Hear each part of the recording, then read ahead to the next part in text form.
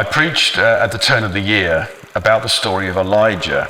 There'd been drought in the land for 3 years, and how he goes and starts to pray for rain. And as he's praying, he asks his servant to look, and he has to ask him 7 times.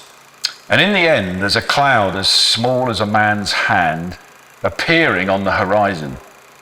Elijah then has to say to his servant, send a message to Ahab to get quickly to the town of Jezreel, because if you don't, you're going to get washed away.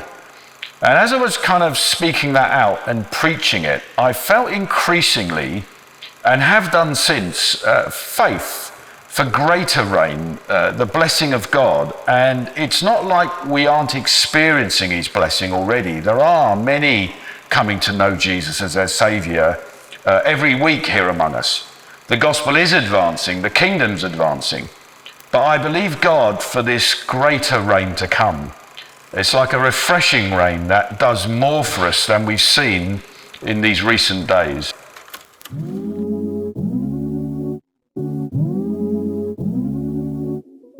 This gift campaign is about what the church is really about. It's about you.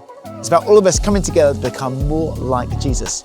All of us stepping up and stepping in to build something that lasts, something that speaks of God's kingdom to the world around us. We're going to be investing in our 4 locations, not just spaces that we meet, but each of them a beacon of light to the city around us.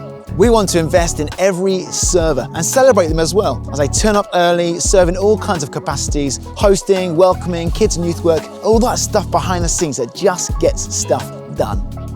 A big chunk of this campaign is going towards helping our young people get to Newday and have the best possible time there, so they can engage with God and learn more about Him and have their lives transformed. So we get to hear all the wonderful stories coming back from Norfolk again this year.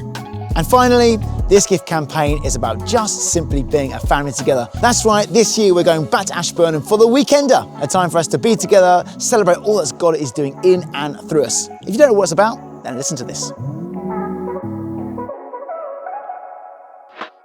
I'm kind of part of Oasis and New England Evening Service, and I think there's so many incredible people in our church that you just might have no idea that they even exist. So when you sometimes come into a new church or just come to church on a Sunday, you're like, oh, I wonder who that is. Or sometimes you might have that impression of, oh, we might not be able to talk, but after Weekender, I was approaching them. I was able just to look and be, oh, remember this, remember that. So yeah, it was great. And when you get to eat together as well. Yeah. I think it's not just chatting to people, it's actually sharing food and things like that. It's great. I saw my friend from the other side and I was really happy. I think I spent most of my time in a unicorn onesie doing the kids' worship, which I loved. A few of them even raised their hands and stuff. It's really exciting to see them engage with Jesus. We both went to the parenting seminar, and just going there and seeing the panel speak just hand down some of those bits of wisdom to us and inspire us to be parents. We hadn't actually said which seminar we were going to, and we both ended up seeing each other there on different rows. So it